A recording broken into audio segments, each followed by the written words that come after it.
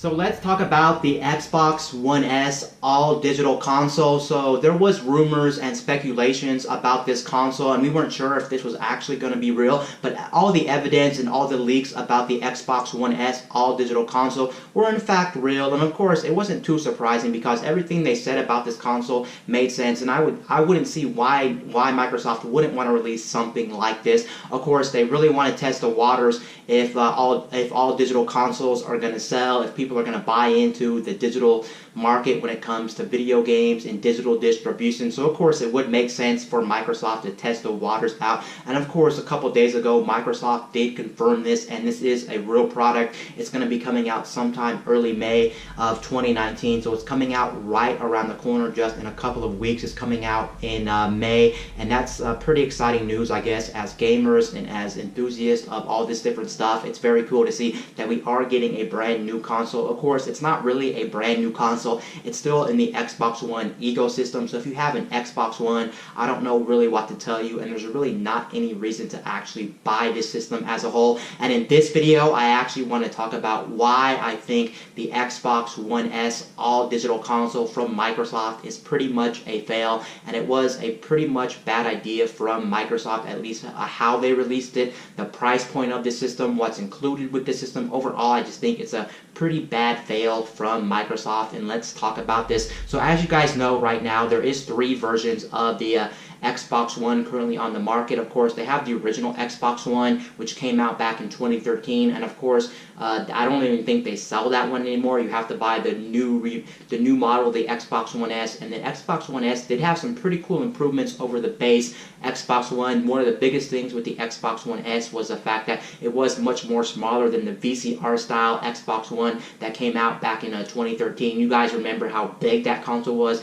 Everyone was making a joke about VCR style because it did remind you of an old clunky VCR, and then the Xbox One S was much more slimmer. Of course, it did play 4K content. It didn't play 4K games. It also did have HDR, which I think the baseline model did not do HDR, but one of the biggest things about that console, besides it being smaller, playing 4K content, also having HDR support, was the fact that it also had a 4K Blu-ray player in it, and that's actually very good for a lot of consumers because if you go and try to buy a standard standalone 4K Blu-ray player, those are still quite expensive. So to have something that can stream stuff from the internet like YouTube, Hulu, Netflix, play video games, also play 4K Blu-rays. Overall, this really does seem like a really good package, even though arguably a lot of people are saying that the Microsoft Xbox One platform as a whole is dry on content, at least when it comes to exclusives and when you compare it to Nintendo or what Sony has to offer when it comes to first-party titles. The saving grace was the fact that it was really a good media consumption box, whether we're talking about video streaming, gaming, movies and things like that. It was ultimately a very good package. And then of course Microsoft in the future did release the Xbox One S, which was pretty much the same thing, but the biggest focus of the Xbox One X specifically was the fact that you can now play 4K gaming. Is everything true 4K gaming on that? No, a lot of games still can't play at true 4K gaming. A lot of things are either checkerboard upscaling or just upscaling in general, and some games can't even hit even upscale 4K. A lot of games play at higher resolutions than 1080p, like for instance 2K and things like that, but it's still a very cool console from Microsoft that they decided to make the Xbox One X. Pretty much at this very moment in time, it is the most powerfulest console on the market as of right now. And then in 2019, what did Microsoft decide to do? They decided to re-release pretty much the Xbox One S, but instead just rip out the disk drive to it, and pretty much all you can do on that thing is get digital games on it. So if you're a fan of like digital distribution, or if you buy all your games from Microsoft, or if you have the Xbox Games Pass, which was a service they released a couple years ago, then you're good to go on that front. But overall, I think this is a very big fail from Microsoft. I don't think they had any business releasing this. Okay, they might have had business releasing this thing, but at the current price point and for the amount of value you're getting with this console, overall, it just does not make sense. The biggest problem I have with the Xbox One S all-digital console was the fact that this thing, when they announced it a couple days ago, get this, the price of this just does not make sense. I think right now they did say it was going to be $250. You might be saying to yourself, great, it's $250. The Xbox One S at the very moment is $299, so you're saving $50 when it comes to the all-digital console. So you're saving yourself a little bit of moolah here and there when it comes to the price of this. You're saving $50. But here's the thing you may not even realize. Even though there is a suggested retail price for the original Xbox One S with the disc drive for $200, you do have to take into consideration that is just a suggested retail price from Microsoft.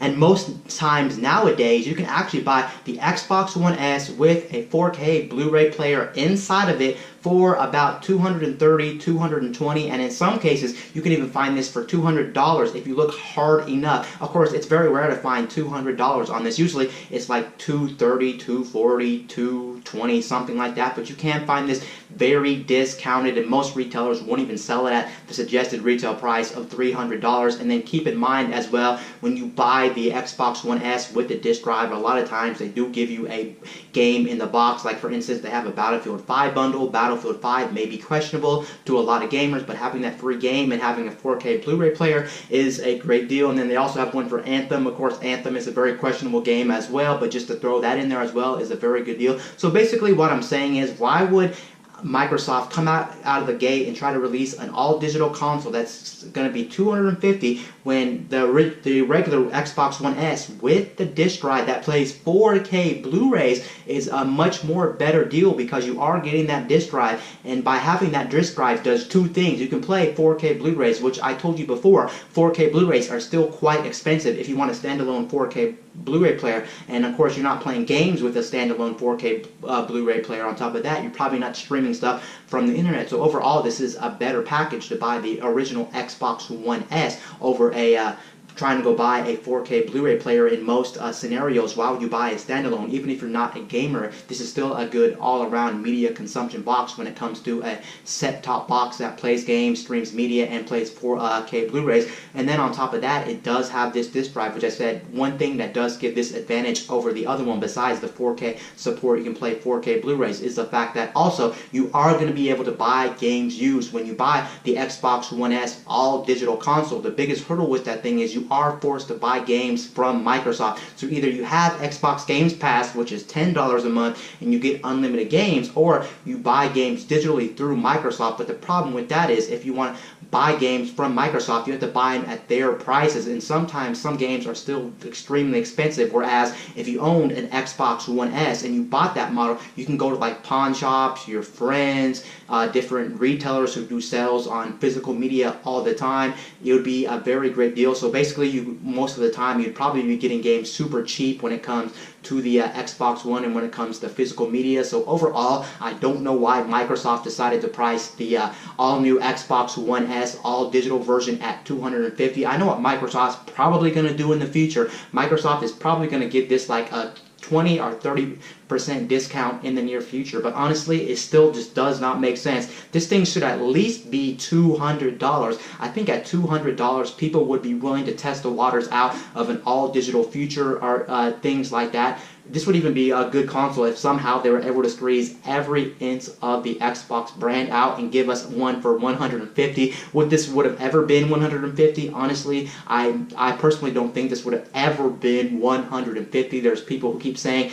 this would have been great $150. I agree, would have been a killer console at $150. At that point, you might as well buy this thing just to have a backup console. Whatever, $150 is like almost a no-brainer. But no, I think the sweet spot for this would have definitely been somewhere around $200. But no, epic fail, Microsoft. Apparently what Microsoft did with this console, all they literally did was they took the shell out of the Xbox One. They took the shell from the Xbox One S. Apparently everything's the same, all the components are the same. The only difference is they stripped out the disk drive. So basically when they're manufacturing the Xbox One S, the disk drive goes in, but when they want to do the Xbox One S all digital console, they just strip out the disk drive. And so basically you're not getting any new features. You're actually getting less features with this console. So honestly, it just does not make sense. If you don't own an Xbox right now and you want a cheap way to play Xbox games and you want a really good device that's going to give you a lot of value for your money, you're definitely better off buying the Xbox One S Standard Edition with that disk drive. You'll save money on physical media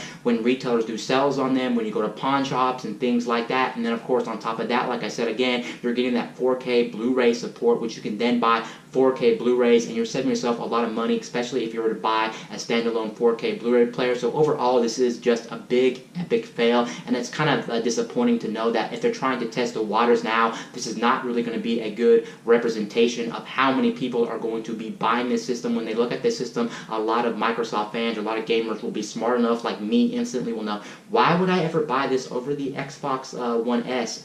Yes, digital distribution is going to be interesting. It would be cool to test this out and get all your games digitally. That is a very good move, but unfortunately, it's just that the Xbox One S is not $300. It's going for about $240, $250, $230, $220 in some instances, and most of the time. So overall, this system just does not make sense. Epic fail. It's mainly the price that's wrong with this and the amount of content that you're getting with this Xbox One S all digital console. Overall, it just equals up to a big fail in Microsoft's point of view, and I hope they don't base the next console based off of the all digital sales of this console, because they're probably going to be weak in the first place. Microsoft probably knows that the sales of this are going to be weak. So basically what I'm saying is, if you don't have an Xbox One right now, go ahead and buy your Xbox One S with the disk drive inside of it, and then if you already own an Xbox, what's the point of buying this? There is no point of buying this whatsoever. I do have to still congratulate Microsoft and still give credit where credit is due. I said this in a couple of different videos. I just love the fact also that Microsoft is understanding that there are going to be some gamers, which I don't know why you would do this in the first place, but there are going to be those gamers that will end up getting rid of their Xbox One S or maybe their original Xbox One to buy the Xbox One S all digital console, and they'll have a lot of physical games laying around. The nice thing about Microsoft, they did confirm, if you go to some certified stores, you can trade in your physical copies for a digital download code, so you can download all your games, so you won't have to rebuy all your games over again. So congrats on that. But overall, this is pretty much just an epic fail from Microsoft. Slap in the face. Anyway, guys, this is Wayne from MyTech News, signing out.